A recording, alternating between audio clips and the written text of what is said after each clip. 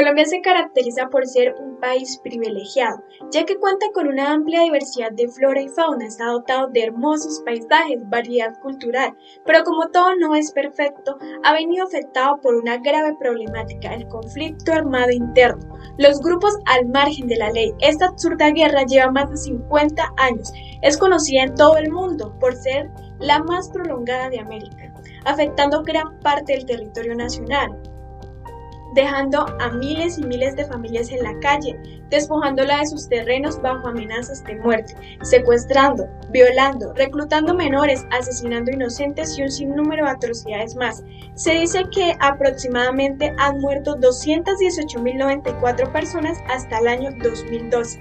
El Centro Nacional de Memoria Histórica estima que la gran mayoría de los colombianos de alguna manera han visto o han vivido la guerra y los estragos que ha dejado. Los grupos al margen de la ley más conocidos son el Ejército de Liberación Nacional ELN, Fuerzas Revolucionarias Armadas de Colombia FARC, el Movimiento 19 de Abril, más conocido como M19, entre otras. Estas guerrillas surgieron con buenos ideales. Su misión principal era defender al pueblo de la persecución política, de las desigualdades sociales y económicas. Estas tropas se dejaron corromper por el dinero y el poder. Se vieron inmersas en el narcotráfico, sometiendo al pueblo, contradiciendo sus propios ideales y cometiendo toda clase de fechorías anteriormente mencionadas. Para aliviar un poco el daño causado y para frenar esta inminente violencia, el gobierno nacional ha trabajado en procesos de paz.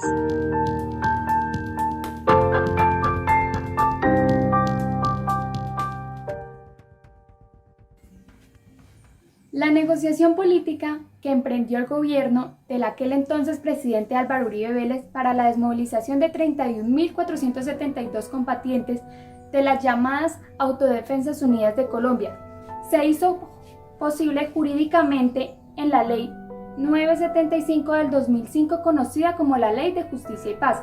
En diciembre del 2012 se adoptó la Ley 1592, a través de la cual se introdujeron reformas estructurales a la Ley de Justicia y Paz, tanto en la investigación y persecución penal como en la reparación de las víctimas.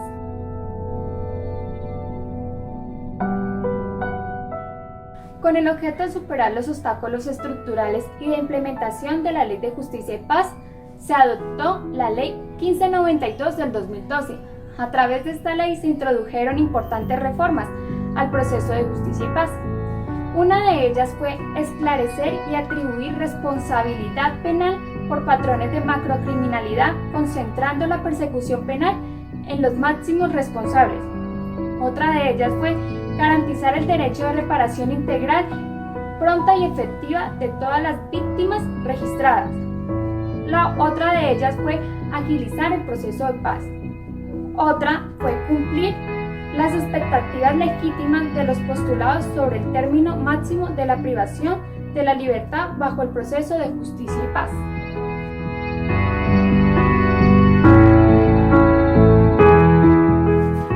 En la Ley 1592 del 2012, unos artículos quedaron inexequibles por motivo por el cual van en contra de nuestra Constitución. El incisivo 4 y 5 del artículo 23 y el incisivo 2 del artículo 24, con el fin de ajustar el trámite de incidente a la Constitución y a las normas del bloque de constitucionalidad. Violaron el principio que tenía el principio de juez natural y el derecho a la justicia con juez natural. Por eso esos artículos quedaron inexequibles.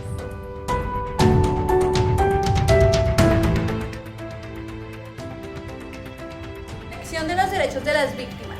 El proceso de justicia y paz ha venido desarrollándose en Colombia de manera lenta y poco efectiva. Según las afirmaciones de múltiples sectores de la sociedad, especialmente de las víctimas que recibieron esta iniciativa gubernamental como un escenario propicio para lograr una reivindicación de sus derechos vulnerados. ¿A qué se puede atribuir esa realidad? Tiene una respuesta compleja. Por cuanto son muchos los procesos, procedimientos, servidores e instituciones que se entrelazan para dinamizar el proceso. Desde el comienzo del proceso se ha podido percibir un desbalance permanente entre lo económico y fiscal. frente a la garantía de los derechos de las víctimas, y prueba de ello es la reciente reforma a la Ley 1592 del 2012, que en su artículo 23A remite la reparación judicial a la Unidad Administrativa Especial para la Atención y Reparación Integral de las Víctimas, y a la Unidad Administrativa Especial de Gestión de Restitución de Tierras Despojadas, ente que debe adoptar las medidas articuladas de rehabilitación, restitución, indemnización, satisfacción y garantías de no repetición. Las graves violaciones de los derechos humanos, como en el caso colombiano de grupos al margen de la ley, implican una serie de acciones legislativas, administrativas y judiciales en donde los derechos de las víctimas deben ser tenidos en cuenta al momento de una negociación de paz. Las violaciones a los derechos humanos y al derecho internacional humanitario son un incumplimiento por parte del Estado y sus deberes internacionales de respeto, garantía, estipulados en los tratados internacionales y en la concordancia con la Constitución. La Corte resalta la importancia de los derechos a la verdad, la justicia y la reparación, que aclara no agotan el catálogo del derecho de las víctimas, no obstante son su columna vertebral de tres garantías. Se resalta la cercanía y mutua dependencia existente entre estos tres conceptos. La verdad, la justicia y la reparación se erigen como bienes cardinales de toda sociedad que no se funde en un orden justo y de pacífica convivencia, entre los cuales median relaciones de conexidad e interdependencia, de tal manera que no es posible lograr la justicia sin la verdad, no es posible llegar a la separación sin la justicia.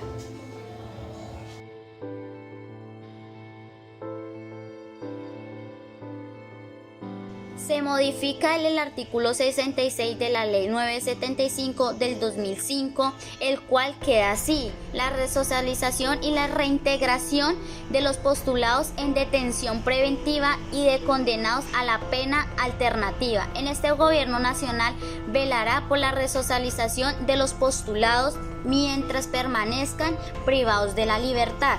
También la ley tendrá un nuevo artículo 56 que se llama Deber Judicial de Memoria. ¿De qué se trata? De que los tribunales superiores de distrito judicial deberán organizar y sistematizar y conservar los archivos de los hechos y circunstancias relacionados con las conductas de las personas o objeto o de cualquiera de las medidas que trata la presente ley. También la postulación de desmovilizados al procedimiento penal especial, quienes hayan desmovilizado de manera individual o colectiva con anterioridad a la vigencia de la presente ley y pretendan acceder a los beneficios de la Ley 975 del 2005, deberán solicitar su postulación con anterioridad al 31 de diciembre del 2012. También la restricción de bienes y cancelación de títulos y registros obtenidos en forma fraudulenta. El Congreso de Colombia decreta la Ley 975 del 2005, por la cual se dictan disposiciones para la reincorporación de los miembros organizados al margen de la ley, que contribuyen de manera efectiva a la consecuencia de la paz nacional. También, se dictan otras disposiciones para los acuerdos humanitarios, ya que hubo reformas sobre dicha ley que se expide en la Ley 1592 del 2012. ¿Por qué hubo reformas? Pues les cuento que la Comisión nota que uno de los elementos más controvertidos de la Ley, Justicia y Paz y su reemplazo por incidente de identificación de las causas y las afectaciones de las víctimas. La Comisión observa que las disposiciones de la Ley 1592 implican importantes restricciones a las medidas de reparación ordenadas en el marco de los procesos judiciales de justicia y paz.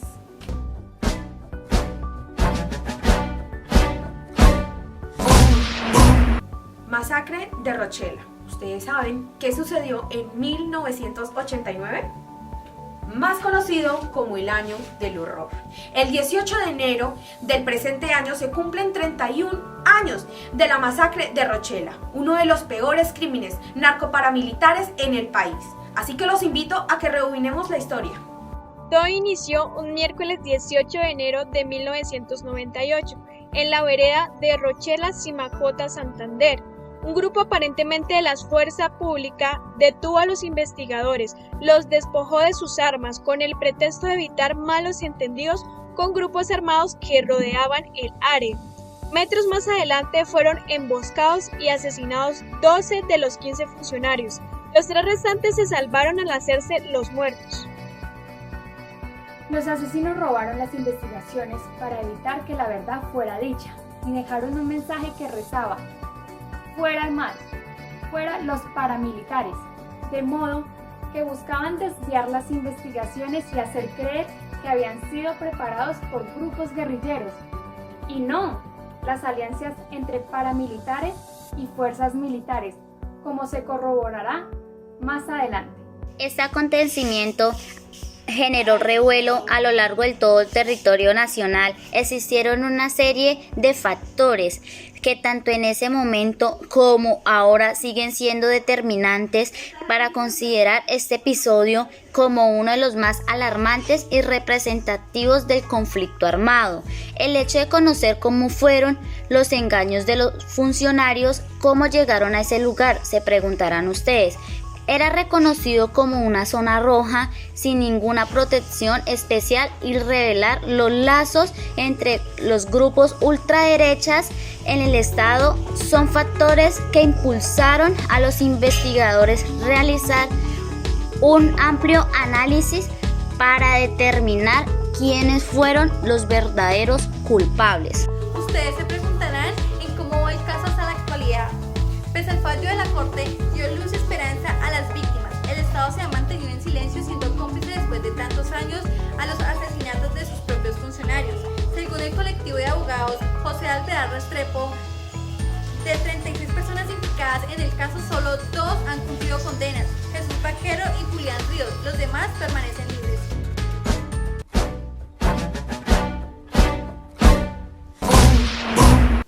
Y después de haber conocido un poco acerca de la historia de Rochela, los queremos invitar a que se queden a ver estos 2 anécdotas. El primer anécdota va por la parte de un pensionado de la Policía Nacional. Él hizo curso de contraguerrilla y nos va a contar un poco de su historia, cómo vivió en esos tiempos. Y por el otro lado, nos cuenta una persona que no fue víctima, pero que sí tuvo la oportunidad de presenciar esos actos de violencia. Así que los invitamos a que se queden muy atentos a estas entrevistas. Cordial saludo, señor Eduardo, me presento, soy Ingrid Serrano, estudiante de la Escuela de Policía Provincia de Sumapaz. Para nosotros el día de hoy tenerlo acá es un honor, ya que estamos tocando el tema acerca de los conflictos o los grupos al margen de la ley. Bienvenido, por favor, se presenta. Muy buenas noches, señorita. Mi nombre es Eduardo Serrano Ramírez. Ingresé a la escuela de policía, o mejor dicho, ingresé a la policía en el año 1983 a hacer curso en la Escuela Nacional de Carabineros de Bogotá, en Suba. Terminado el curso, en septiembre del año 83, nos repartieron para todo el país, el grupo que salió conmigo.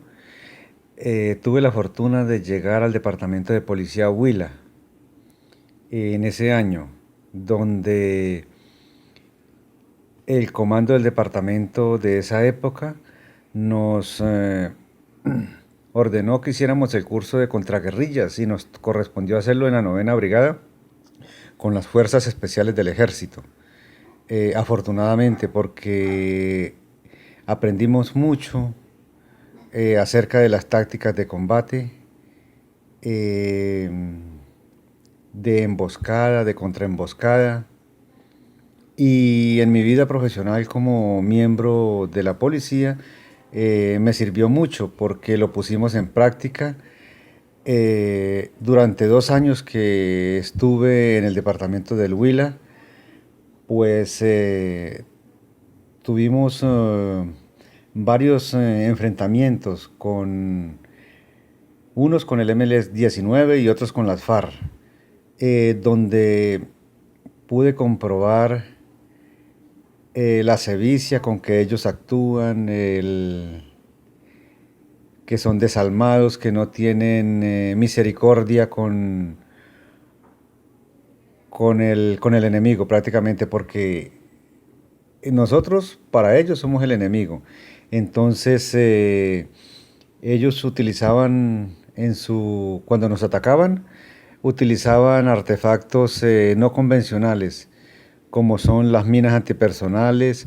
Incluso una vez en un enfrentamiento utilizaron un caballo, un burrito,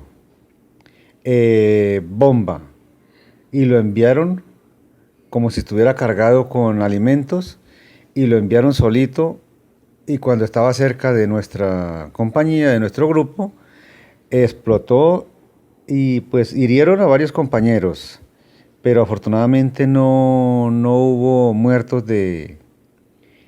por parte de esa explosión.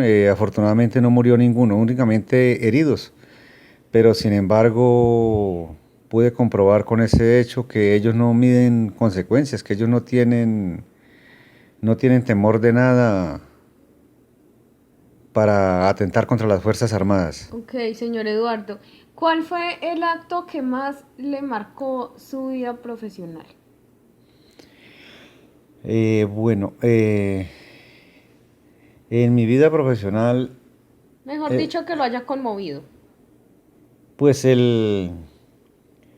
lo que más me conmovió fue eso, de que en esa época las FARC utilizar un animalito indefenso, inocente, y cargarlo con explosivos y hacerlo explotar vivo, eso es un acto de barbarie que no tiene calificativo alguno. Entonces a mí me marcó mucho eso. Más adelante en un combate también un compañero quedó muy mal herido por una mina antipersonal. Entonces el grupo donde yo estaba le prestamos los primeros auxilios, pero no fue posible por la gravedad de las lesiones. Entonces murió frente a nosotros, desangrado, porque en esa época no contábamos con enfermero de combate. Entonces le prestamos los primeros auxilios, pero no fue posible controlar la hemorragia. Entonces él falleció ahí prácticamente en los brazos de nosotros. Bueno, señor Eduardo, la verdad quiero agradecerle por el día de hoy podernos compartir esta experiencia. Para nosotros como estudiantes es muy importante conocer cada detalle y ¿cómo decirlo? Cada especialidad que realiza la Policía Nacional, y que mejor escucharlo de una persona que ya vivió esas experiencias. Pero también queremos que usted envíe un mensaje a todas las personas que han sido víctimas del grupo al margen de la ley. No solo las personas como tal que son desterradas de sus viviendas, sino también para las personas, o digámoslo así, en el caso de ustedes, los que hicieron el curso de contraguerrillas, que arriesgaron su vida para salvarla de otros. Entonces queremos que por favor envíe un mensaje y muchas gracias. Un consejo: desconfíen de todo el mundo. Cuando ustedes estén ya trabajando en la vida profesional, uno no sabe con qué intenciones se le aproxime una persona a un uniformado. Entonces, siempre desconfíen de quien se les va a arrimar. Ustedes tienen que analizar los ademanes, pasarle una revista minuciosa, muy rápida con los ojos, detallar si vienen armados, si vienen... porque el delincuente de por sí demuestra nerviosismo cuando va a cometer un ilícito, un ataque, un atentado. Entonces se muestra nervioso. Entonces ustedes como uniformados van a tener la oportunidad de comprobarlo de pronto. Mírenlo a los ojos, miren las manos, siempre ténganle vista las manos, para ver qué movimiento hacen. Entonces, siempre desconfíen de todo el mundo. Y un mensaje para las personas que han sido víctimas de los grupos al margen de la ley, pues desafortunadamente en Colombia estamos en una época donde las Fuerzas Armadas y las personas de bien estamos desamparadas por cuenta del Estado. ¿Por qué? Porque no tenemos apoyo. Desafortunadamente el Congreso de la República no saca una ley donde realmente se le preste protección al uniformado, porque nosotros representamos la ley. En este caso yo la representé, ustedes la van a representar o ya la están representando porque ya pertenecen a una escuela de formación. Entonces están desprotegidos. Cualquier persona los agrede y no podemos defendernos porque ya se le irrespetan los derechos humanos, los derechos que ellos sí tienen derechos. En cambio, nosotros como uniformados no tenemos derecho a nada, únicamente a exponer nuestra vida para salvarlo de los demás. Entonces, nosotros como Fuerza Armada estamos desamparados por parte del Estado. Mucho más las personas que han sido víctimas, que son civiles y han sido víctimas de los grupos armados, porque desafortunadamente no hay ley en Colombia que realmente obligue a esa manada de delincuentes a que responda por los actos. Y no ve como está ahorita, vea, los tenemos en el Congreso de la República legislando como grandes doctores y no son sino unos asesinos sin alma. Gracias, señorita.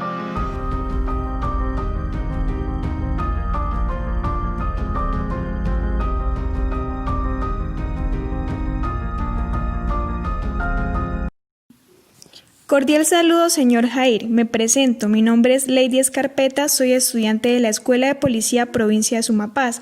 De antemano agradezco su colaboración el día de hoy. Amablemente nos va a compartir sus vivencias pasadas referente al conflicto armado en Colombia. Hola, señorita. Mi nombre es Jair Escarpeta. Con referente al conflicto armado que se apoderó de la región del sur del Huila, municipio de Oporapa, en el año 88, las guerrillas del M-19 se apoderaron de nuestra región, sembrando violencia y zozobra en toda la comunidad, que es lo único que los grupos al margen de la ley saben hacer. Reclutaron muchos jóvenes en esa época, obligándolos a pertenecer a sus filas y amenazándolos con matarles sus familias si no aceptaban. Después de muchos años se desmovilizaron y se reintegraron a la vida civil, quedando esta región libre de guerrillas. Gracias.